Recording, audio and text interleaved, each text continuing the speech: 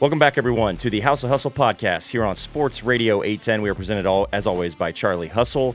I'm joined, as always, by my co-host, Stephen St. John, who is back, somewhat healthy, maybe fully healthy. We'll see. But great to have you back, Stephen. How you doing? Oh, I'm healthy. The voice is battling what I went through over the weekend, of course, culminating with screaming for almost 4 hours at my television during the Chiefs and Ravens game as the Chiefs go back to the Super Bowl. But you know what? This is a good pain. This is a good pain. I like this. Yeah, that's right. I could deal with this. You'll get through it. That's right. It's a victory Monday. I'm getting to it, baby. Let's go. It's a victory Monday.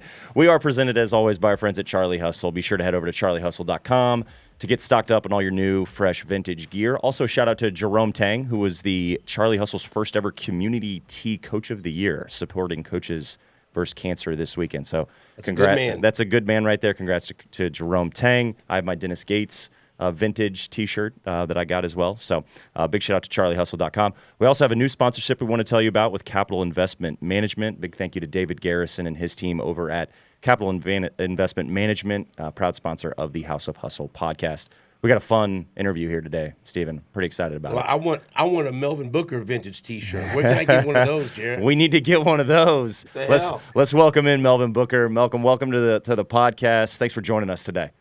Oh man, thanks for having me. Very excited about being on the show right now. Well, listen, one of the best players in school history at the University of Missouri. We're going to get to a lot of things in regards to your career as a player.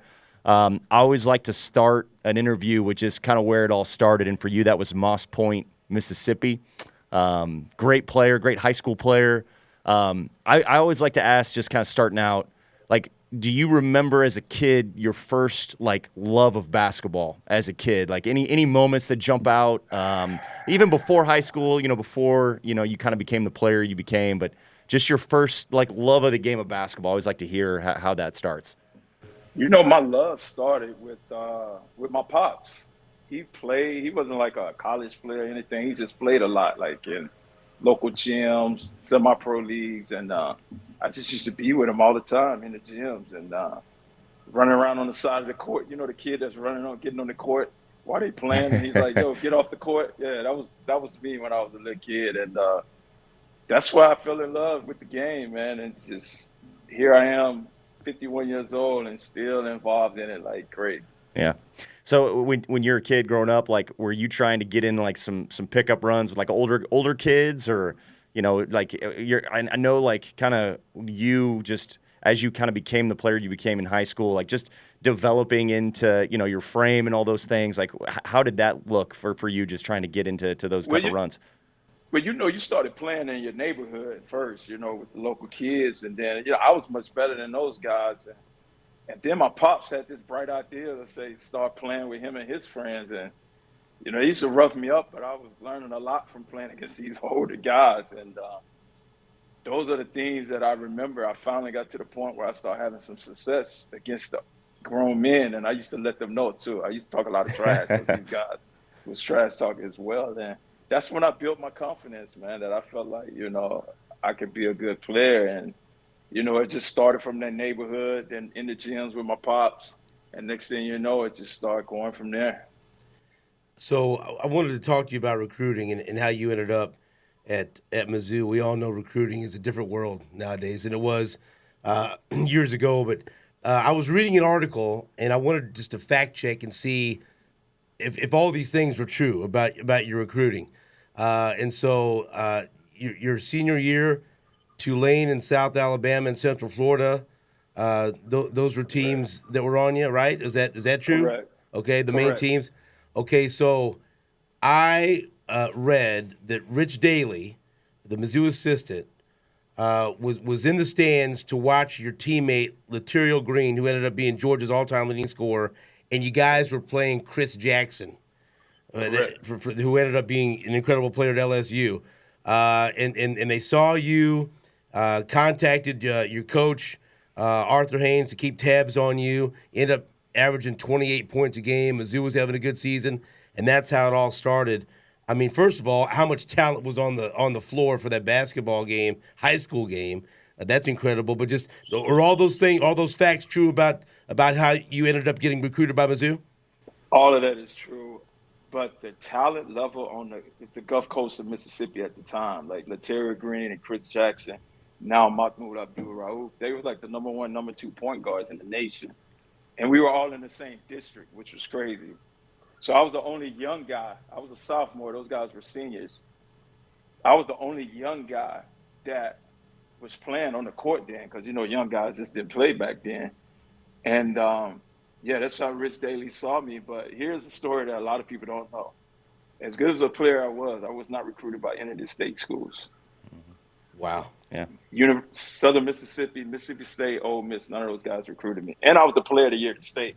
I don't understand how that doesn't make sense at all. But a lot of people don't know that part of the story. But, yeah, most of that is true. Rich Daly saw me as a sophomore. He reached back out my senior year. At the time, Mizzou was number one in the nation. And I was so excited because I was just getting the mid-major schools at the time. And I immediately just like, yo, this the number one school in the nation want to recruit me.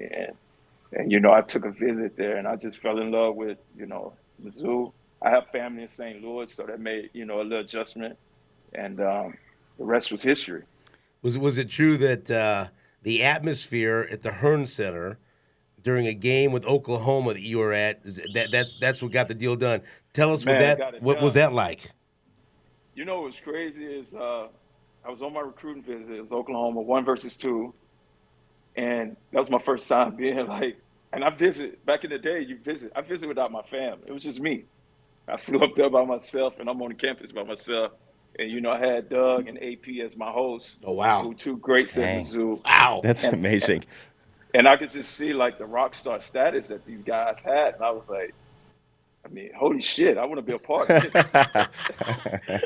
And, like, everywhere we went around Columbia, the mall, I don't know, is Boone's Tavern still around? I don't think it is. Oh, man, I don't know if it is. I don't think so. We went to the restaurant Boone Tavern that night, and it was just like rock star status. And I was like, what is this? And I had no idea it was that big there. And immediately I came off that visit. I was like, this is what I want to be a part of. Who was a bigger rock star, AP or Doug Smith at that time? Man, at that time, they both were. Yeah. I mean, like, we were in the mall one time. I kid you not. People was following us, and I was just like a 17-year-old kid from Moss Point, Mississippi. Like, why are these people following us? But they both was like rock stars at that time, man. It was just incredible. So when you were growing up too, like prior to the visit, like, and you mentioned those schools in the region that didn't recruit you, did you like grow up being fans of those schools? Like, did you follow Ole Miss and Mississippi State, like hoping that that's where you would play one day, or was it just kind of open of where you thought you might end up?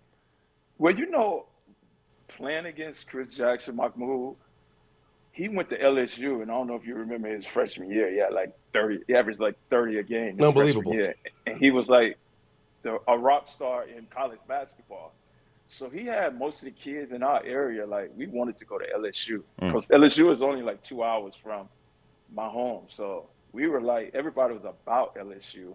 But still, I'm still in the state of Mississippi. I was the player of the year, and, you know, I couldn't get no love from the state colleges there. And, I mean, I'm not saying I probably would have went there, but at least give me some attention, right? Yeah, no question. How much did that motivate you, though, in light of fire under you, that they weren't looking at you as a recruit?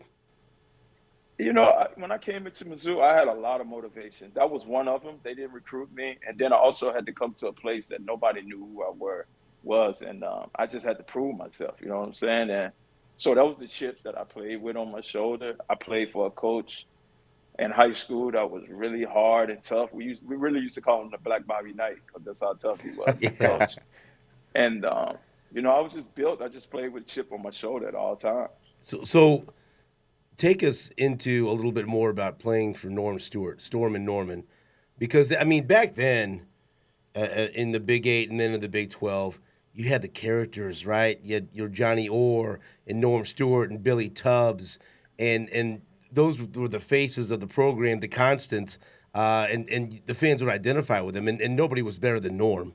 You know, and even though people booed him on the road, it was one of those guys you love to hate. He was a great villain in Lawrence or in Norman or up in Ames. Right. What was he like as a coach for you as a young man heading up there and like a very tough coach, it looks like on the outside. What was it like inside those walls playing for Norm Stewart?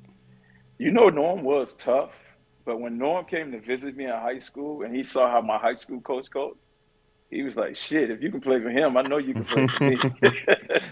So I was already prepared for the tough coach from, my days in high school, and playing for Norm was like, I mean, words can't explain how much he did to my career, my life, as a man.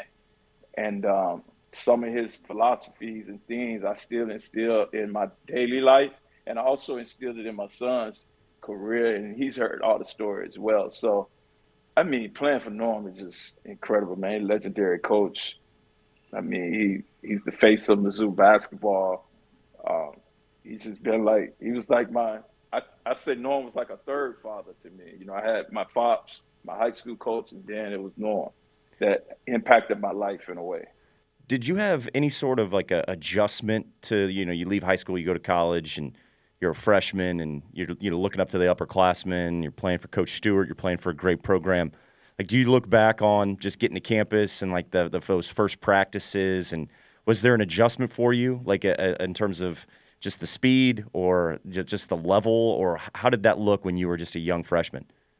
I mean, coming in, like a deer in the headlight, and then seeing guys like pros like AP and Doug, and immediately you like, yo, I'm playing with like two NBA guys, and I had to figure out how to like be on the court to help these guys, because these guys looking at you. If you miss a shot, these guys are seniors and juniors, and they looking at you like, yo, what are you doing, young guy?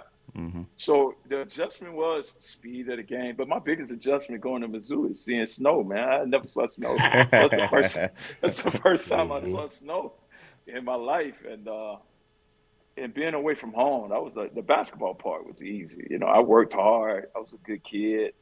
I felt like I had a high IQ for the game. So on the court was the easy part. It's the hard part was just being far from my family, and dealing with getting used to the weather, because I had never been in that type of atmosphere before.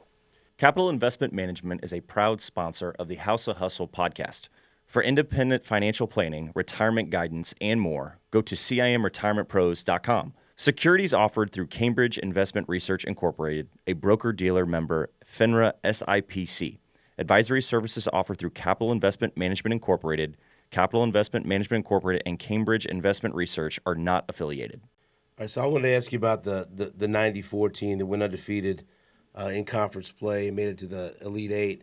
And there are two moments in that season, two three-point attempts that I think about a lot from that season. Number one was at the end of the regular season. You guys played Nebraska, and you were up too late. And I think it was Eric Piatkowski took a three from like the logo, and it did everything but go. And that was the undefeated season.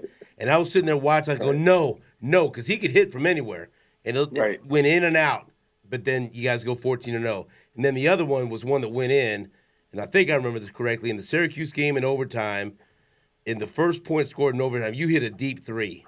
And that was such a great game. And it was like when you hit that three, okay, Mizzou's going to win now. And you guys ended up winning that game in overtime. Take me back to that season, because that season started with giving up 120 to Arkansas, and you guys got blown out. Nobody could have thought you guys would end up in the Elite Eight. What a special season. What are some of your favorite memories from '94? Man, that season was – you could write like a book on that season if you really thought about it, because the beginning of the season, the non-conference schedule, we were struggling to win against the Central Missouris. Coppin State.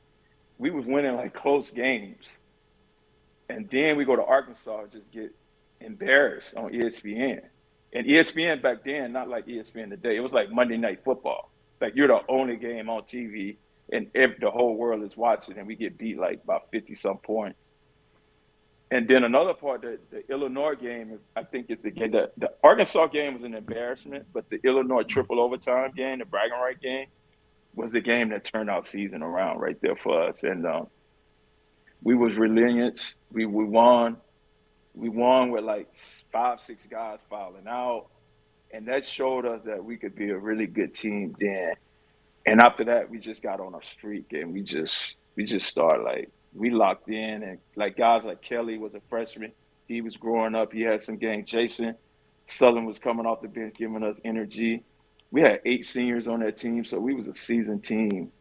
And it just carried over into the conference play. And the closer we got to undefeated, and a lot of things worked our way. I remember we beat Oklahoma State. Like, I think I drove in the paint and the ball got tipped and, like, it just fell in Kelly's hand. He just laid it up to win at the buzzer. Like, it was a lot of things that, like happened that season that, you know, helped us go 14-0, but we got closer and closer as a team. And closer we got to that chance of going undefeated, we just locked in even more. You know, the tournament didn't turn out the way we made it to the Elite Eight, but I felt like the NCAA jerked us a little bit. We should have been number 1 seed in the Midwest, not number 1 seed in the West. And Arizona is the number 2 seed, so we had to play them in LA. And I have to hear these stories now because I'm here in Arizona. But I ran out in the arena. We was in the LA Sports Coliseum, I think that's what it was called. We come out for the regional final game, and I felt like we was playing on the road because of so much, you know, so many Arizona fans in there. So. But, you know, overall, it was a great season, man. It's something that we'll remember forever. Those guys are brothers to me, and we all still talk today, and we keep everything close. And I would never, ever forget that season. You know, it's funny. Your team will forevermore now be the example that fans use to try to explain away a blowout loss early in the non-con. Because on every message board, if Mizzou loses by double, Yeah, well, 94 team lost by 50 to Arkansas, so made the Elite Eight. So just one loss. But people look back at that and think about that, and that's the example people use to try to make themselves feel better in the non-con. Doesn't always work out that way. Doesn't always work out that way. That's right. It does not always. I do want to just some personal accolades from that season, too. You mentioned the Illinois game in St. Louis. You set the school record in that game with 13 assists. You mentioned the Wisconsin game. I think about the Kansas game, too, in Lawrence, and you had your career high in scoring of 35, I think twice that year, right, in terms of scoring the ball. So you talk about facilitating and scoring. You kind of did a little bit of everything because, I mean, I look back on some of your film and I kind of think about you in today's modern day game, right? And just the value of the three-point shot and what you were doing in '94 as a lead guard, facilitator, and scorer. You did a little bit of everything, but the game was played a little bit differently as well, right? Anything you would touch on, just kind of drawing back to '94 to now of just what you would be in today's modern game? You know, I joke with Devin all the time. I always say I probably scored 20 and 10 in modern day basketball. And, you know, the knock on me coming out was I wasn't a true point guard. That's what they used to say about me, and that's probably why I didn't get drafted. But, you know, today you see how the game is. Everybody's scoring on the floor. But, I mean, I just did whatever the team need. There's times where I didn't have to score those type of points, and then there's times where I felt like I need to try to lead this team, and I did it scoring. And the Kansas game, the Wisconsin game was probably the 2 of the bigger games in my college career scoring-wise, and had a lot of fun doing it. But I just like to do whatever to help us win, man. And you know, I still do that in my pickup games today. Sometimes I'm like Chris Paul facilitating, and sometimes I'm like Devin Booker shooting. So it depends on whatever it takes to win. So you mentioned your son, Devin. At what point in his life, like how old was he when you realized, okay, he's real good. He could end up being an NBA player. Was there ever a point that opened your eyes that you remember that you thought that he could really be special? Oh, man. It's not a particular point, but what I can say is Devin could always shoot the ball. He had perfect form, and he could shoot the ball as a young kid. And Jared would know more. The NBA is like a copycat league now. And the Splash Brother, Golden State, right around about 2012, was trending upward. Like shooting was coming back. It was all about athleticism. And Devin is not the most athletic person, but he's athletic enough. But shooting started transcending. Like everybody wants shooters. And for a young age, and then, you know, we was on the AAU circuits. We said all the top kids. Most of the top kids were just athletes. Devin was one of the few shooters on those circuit. And I felt like then, me knowing, being a professional myself and knowing the game, and I know how I was going to trend towards getting away from the athlete, more of a shooting, I knew he had a chance because of the way he shot the ball. And then he get to Kentucky, and he's on a loaded team. All he was doing was catching and shooting the ball, and he shot it at a high clip. And I knew then that's when, you know, he had a legitimate chance because the game has really turned into shooters. And now you look at it today, I mean, he's on a heater right now. He's averaging like 50 over the last 3. But if you look at the points everybody putting up in the game, team-wise and individual, like, it's all about putting the ball in the hole. And in the early age, he could do that at a high clip from all 3 levels on the court. I knew it. If we continued to work, he gets stronger. I knew his IQ was high. I knew he had a legitimate chance. Man, what are you doing in a game when he's dropping 62 like he did the other night? That's got to be crazy, though. I'd be like, he missed 2 free throws. You know, it's impressive watching it. And but I know Devin is like, he would rather have the win versus the points. Yep. And, you know, he hate doing that, like, and losing because in his early career, the first 5 years, we wasn't a great team. He was scoring his points. So he got labeled as like a losing player because he scored points but not winning. So I think he'd rather have the wins versus, the crazy amount of points. And if he can have both, that'd be a perfect world. But, you know, doing it on a loss, he's not happy about that. Melvin, you appreciate this. It kind of ties in just talking about Devin and his competitiveness. But I remember us meeting for the first time at the alumni game that Lawrence Bowers and Damari Carroll put on, and you were playing in it, you know, and you come back and everybody's kind of meeting each other. We step out on the floor, and Melvin's on my team, and I could just kind of see it in his eye like, he's not taking this game like it's an alumni game. He wants to get up and down. And then we start playing, and I mean, it was incredible watching Melvin play. Just like, God, he could step on a floor right now and give guys buckets in an alumni run or at a rec run, you know, and just the competitive part of it. You played hard. Like, that's how you knew how to play. And it just kind of draws some similarities of watching your son play and just kind of that tie-in of the compete level, like the scoring and the talent level was one thing. But just, you know, you step across the line, doesn't matter what it is, you're going to compete. Did Jared pass the ball at all? I got a few touches. I think I gave him a couple of assists, actually, hopefully. Yeah. Jared passed the ball. You know, everybody got enough shots. That's right. That's right. But, I mean, you know, I still play. Like, I'm playing later today. I play 3 times a week, and we compete. And I'm still running up and down the court. So, you know, it's always – when you get between them lines, you know, I just like to compete. I've raised Devin to be the same way. If you see Devin have more of an old soul type player than the new school, like he gonna compete. He gonna compete against his friends, and that's just like, I don't know. I guess it's a Booker thing. My dad was like that too. And it's just when you get out there, you just want to win. You want to win at everything you do, and you don't want that one person to have their edge and say, I beat you in this or I beat you in that. So it's just the competitive side of it, man. I love it, and, you know, it gets my juices flowing, and, you know, it's just part of me. I don't even know how to turn it off, to be honest. Every dad that has a son goes through that evolution of when you start playing one-on-one with your son and they can't beat you, and then maybe you let him beat you, or you get to a point where, oh boy, I don't know if I could beat him anymore. How did some of those games go? How old was he when he could finally take Melvin Booker, or did that ever happen? That is so funny that you asked this question, because I got a text message just the other day. But let me get to that. Devin and I have never played one-on-one. Oh, really? I think it'd be too, like, back when he was younger, you know, it'd have been too competitive. We have played like 5-on-5 and matched up against each other, but we've never played one-on-one. And if you ask him, he said he'll beat me. If you ask me, I say I'll beat him. But he just texted me 48 hours ago, 2 days ago, after he just scored, 46? Mm-hmm. Out the blue. Dad, you think you can guard me? And I replied back, hell yeah. He just 2 days ago, he just texted me that. And that was the end of our conversation. Nothing else was said. I said, hell yeah, and I left it at that. That almost sounds like a challenge, Melvin, to be honest with you. Oh, no, I'm not going to challenge him. He scored 70 at the game. I'm not going to challenge him right now. I can still play, but I don't move and defend like I used to. So, having gone through, obviously, you mentioned when you were recruited, the in-state schools didn't look at you, you know, and then you had some smaller schools, and then ultimately you got to Mizzou.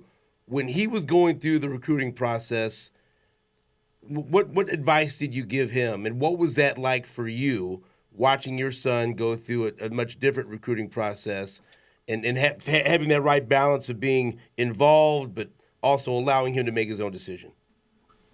Man, that was a tough situation to be in, because Mizzou was heavily involved in the recruitment, and it was a process that we just went through the process, and I just told him the pros and the cons of what you really look at, when you decide on the school. Every university got great facilities, and you're gonna have the best shoes or whatever, and it's about situations, and if your dream is to get to the next level, you have to make these decisions wisely.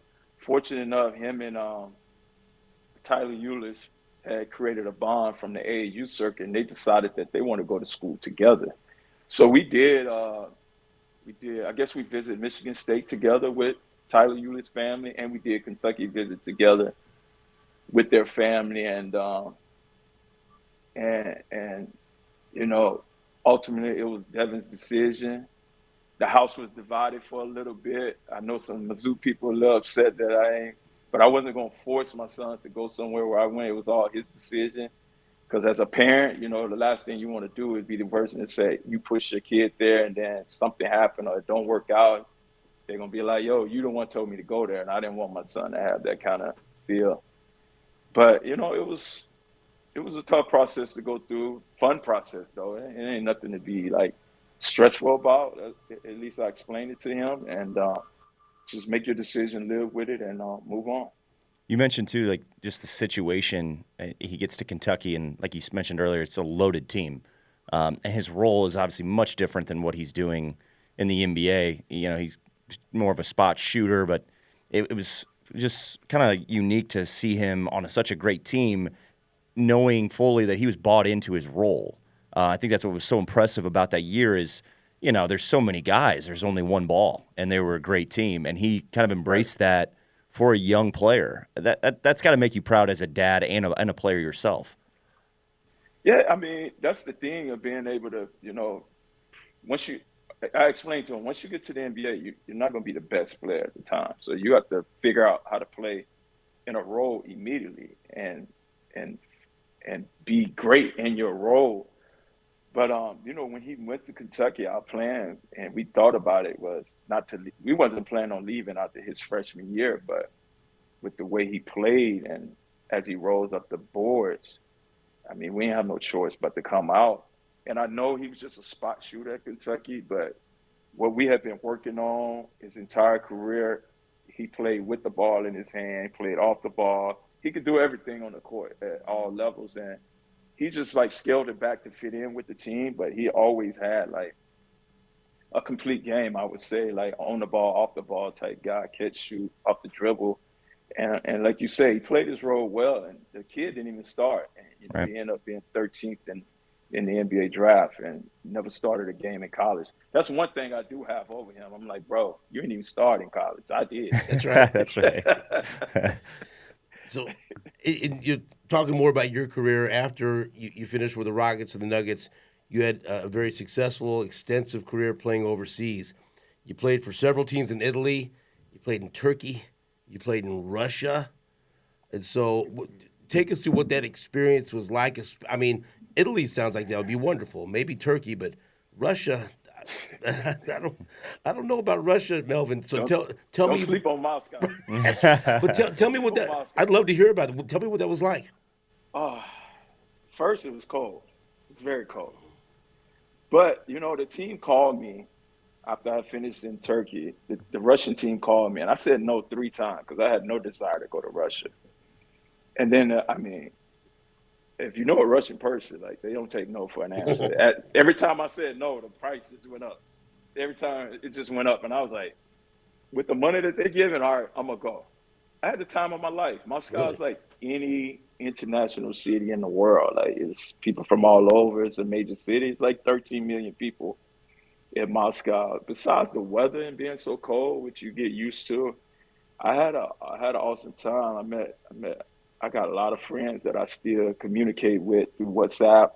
They keep up with Devin. They reach out to me, and it's just an experience that I had on the journey. All the places I've been, Italy, Istanbul, uh, and Moscow, like those are those situations played also a major role into my growth as a man, as a father. Basketball, I learned a lot from European coaches, their style of coaches that I incorporated in my little time coaching high school basketball, AAU basketball, to also training my son because I had to go through them training process. And if Jared, he's scout, man, in Europe, they very detailed about working out training. And I think that's a great thing. And if you see a lot of these European players in the NBA, they very skilled. Yeah. And it comes from their training process. And I instilled a lot of that in Devin as well. It's funny to talk about players that go play overseas, and they always talk on the practices and just how it's so different from an NBA type of practice, right? Like you're playing maybe less games than an NBA schedule. It's real work. It's not practice. It's work. There's no walkthrough. There's no light stuff. It's every day you're bringing it. And I think there's something to that. And it's still the teaching part of it too that guys talk about is they still harp on skill. And you're 27, 28. You're like, wait, I'm a pro. Like you're teaching me fundamental stuff. But that's to me something that really jumps out sometimes when talking to guys that play overseas. Exactly. And I had one coach on game day shoot around. We taped our ankles. Wow. Wow. Yeah, we used to get up and down on game day in the morning. Unbelievable. Ankles taped, everything. And you don't understand it, but it was my livelihood. I was taking care of my family and I had to do it. And looking back on it, it was an experience. Some of the times I didn't like it, but most of the time I embraced it. And I'm like, hey, man, I'm from small town Mississippi. I'm making a lot of money. And the experience of living in Europe, I mean, it's like that's a lifetime experience. I tell people all the time it's a paid vacation. I was in Milan, and people pay to go to Milan, and I was living there in Istanbul and Moscow and places, and I was getting paid to do it. And like I said, I had a lot of fun, and it was great for my career. I don't even talk much about my NBA career. I kind of like my European career is my career because I really got an opportunity to play and make a difference. And some of them cities, I can't wait to get back to. I haven't had time to get back, but I plan to go back soon as I can go back and some of the people will remember some of my games there. Right, so you mentioned that text message from Devin asking if you thought that you could guard him. If you look at your high school career and you talk about how much talent was in your district, NBA career, college career, Europe, factor everything in, who's the toughest player to guard for you in your career? Man, it's different levels. I mean, playing against Mahmoud, he was the best high school kid. Nothing against my son. I tell him this all the time. He knows that. Nothing against my son, but Chris Jackson, Mahmoud, was the best high school player I've ever seen in my life. So sophomore year, I'm out there trying to guard a guy that can give you 50 anytime. And he was doing all the stuff that Steph Curry doing today. Mahmoud was doing that in 1988 when they instilled the three-point line. And I think that's when they put the three-point line in Mississippi in a high school game. But that level and then college, on that 5-second rule, that it was tough playing at Allen Fieldhouse and Adonis Jordan, Rex Walters, Steve Woodbury, and all them guys. They were pretty tough as well. And then, it's a mountain of European guys that I had to play against. Back in my days in Europe, a lot of guys didn't come to the NBA, the best players. So they stayed in Europe. So I played against some guys that I felt like could have had 10, 15-year careers in the NBA. They just decided to stay in Europe. And they were some tough players. So it's not one single player I could say, but it's a lot of great players I played against. Yeah. I was talking with Marcus Denman about just kind of his experience. He got drafted by the Spurs late, and they had his rights for quite a while. And his dream was to get on the NBA roster, right? And why wouldn't it be? He was a great player. Like that was his dream. And he was telling me like those first 2-3 years as a pro, he was trying, so he was going to summer league, being on any sort of summer league roster to try to get it, and he realized really quickly, like, once you're not put into that position of getting that opportunity, you really need to pivot and embrace what you have going overseas. And he's had an incredible overseas, still playing and just still playing at such a high level, and he's gotten better. And I think there's something to that of, I do believe Marcus was an NBA player. Like, I believe he could have done it. It just, the opportunity really didn't present itself. And that's sometimes what it is, especially when it's a global game and there's so much talent in the league right now. It's just tough to crack a roster. I mean, G League rosters now, there's a lot of talent in the G League. And now overseas you're seeing it too. Do you draw anything just looking at your career and knowing, I'm sure you had the dream to like get on that NBA roster, knowing there probably was opportunities maybe there and maybe some doors were closed, and then you wouldn't have had a great career overseas. Like, do you look at the game now and kind of just how players view it now of being able to go from college, maybe want to get into the league, can't do it, go overseas, embrace that, and still have a great successful career and can continue to be a pro overseas? Right. I was at the end of the bench, in and out. I was in the CBA at the time, which was the G League. I got called up to Houston for the rest of the season. Golden State was an opportunity that I finally got a chance to play. I thought I played well enough to show that I was an NBA player. And, in my exit meeting, I had the general manager and the coach was like, yo, we want to bring you back. I was so excited. I was like, I finally, proved that I belong in this league. And right before free agency, the general manager and the coach get fired. Exactly. So I'm there like, you go. Man, that was my one opportunity right there. Right. I finally found two people that trust me and believed in me, and they wanted to bring me back, and they get fired. So immediately, I'm talking to my agent, and I was like, yo, I just want to give Europe a chance. And I had a job in a small town on the Adriatic Sea called Pesaro. And I went there and I played my first game, and it was like, basketball is like the Green Bay Packers, the Yankees to that city. Mm-hmm. And immediately, and I was like, man, these people passionate about the game. And we had a game against the best team, my first game against the best team in Italy at the time. And they had an American player who was making like $1 million. This is like in 97, 98, something like that, making $1 million a year. And I went out there and played against him and outplayed him, and they beat us at the buzzer. And I was like, shit, if he getting $1 million, right, I might need to stay over here. That's right. So that's when I had my love for Europe. And I just started, doing my research and figuring out about teams and how it all goes. And, then you got the EuroLeague, which it wasn't a EuroLeague then. It was called the Super League. Finding out who got the money. And then I just fell in love with it, man. I just said, no more summer league, no more vet camps. I just want to be in Europe. And I told my agent, like, yo, just find me the best job in Europe. And it's the best thing ever happened to me. I still tell kids today, because I'm in these gyms, like, yo, if you don't get a shot at the league, don't feel bad. Just go over there and start creating your European career. You will actually love it even more because you will have more of an impact on the game. Things have to kind of fall in place for you in the NBA. You be at the end of the bench. Guys got to get hurt. You got to get in the rotation. Then you got to perform. That's a 4-5 year process. If you go to Europe, they bringing you over there to play, and you can make an impact immediately. And, you just feel good about yourself because you're hitting game-winning shots. You're playing. Right. And that's your love for the game, is to play, not to sit at the end of the bench. And once I made that decision, that was the best decision I ever made. Yeah. Last one from me is when you hear this said, so your son, Devin, youngest player at age 20 to score 70 in a game. He's the sixth player in NBA history. But at that point, he did that at 20. That was the highest scoring game since Kobe's 81.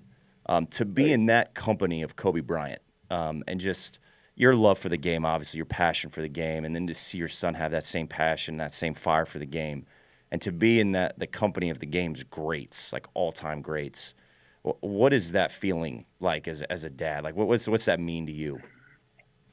Man, it's hard to describe because people ask me that, what's the feeling?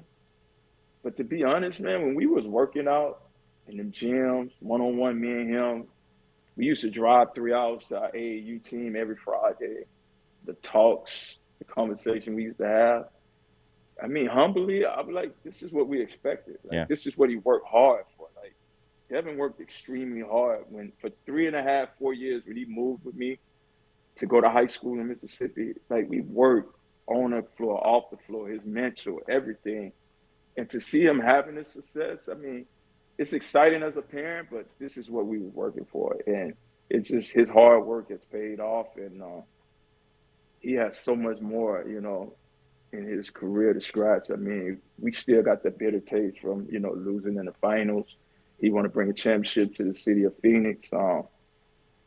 It's just, I mean, like I said, man, this is what I expect out of him, because I know him mentally and I know him personally. You know, a lot of people just know the basketball player. I know the kid that's been driving and been working hard, that want to be great and be special. And he just put in the time, and to be mentioned with them guys is like unbelievable. But he got so much more. He's just 27 years old in his 9th year in the league, which is crazy. I feel like he's been in the league 20 years and he's 27. But the kid is special, man, on and off the court. If you ever get to talk to him, you think you're talking to somebody like 40 years old, because he's such an old soul. Yeah. I'll tell you what, Melvin is a lifelong Mizzou fan. I can speak for a lot of Mizzou fans. It was great talking to you. And, you know, people that ask me, you know, hey, who's your favorite Mizzou basketball player of all time? And it's always 3 answers together: Melvin Booker, Javon Crudup, and Anthony Peeler. Because that was the glory days. Up, man, you and Crudup. I'm the only guy that's not from Kansas City. That's all right. That's right. That's all right, though. I really appreciate that. You're a true son of Missouri. Let me tell you that right now. And congratulations on all the success you had and that your son has had. And, man, we really appreciate you spending some time with us today. Oh, man, thanks for having me. You know, anytime you need me, just reach out, man. I'm available for you guys. Appreciate it, Mel. I always appreciate, too, you coming back to when I was at Mizzou with Mike Anderson. You guys came back. We honored your 94 team. And I remember you speaking to the team, and I looked up to you just being a Kansas City kid, being a Mizzou fan, knowing your background and your history of being a legend, your Hall of Famer. But I just appreciate all you do for the program, for the school, when you can get back and give up your time. And just so good to listen to your stories and your life as a player and as a dad, now seeing your son doing what he's doing. So thank you as always, and continued success for you guys. Oh, thank you. So until next time, thanks for joining us today on the House of Hustle podcast. We'll be back here probably in the next week or so. We got to dive into the Big 12. We got to dive into some conference tournament talk. We'll be talking about that. All hell's breaking loose in the Big 12. It's really crazy. It's wild. It is wild. Saw Kansas lost to Iowa State. That was a hell of a game, though. But we got a lot to catch up on here as we continue down the road here in league play. Absolutely. And again, great to catch up with Melvin Booker, one of the greatest Mizzou basketball players ever. And it was just awesome to hear him talk about so many different things today. Absolutely. So until next time, thanks for joining us here on the House of Hustle podcast.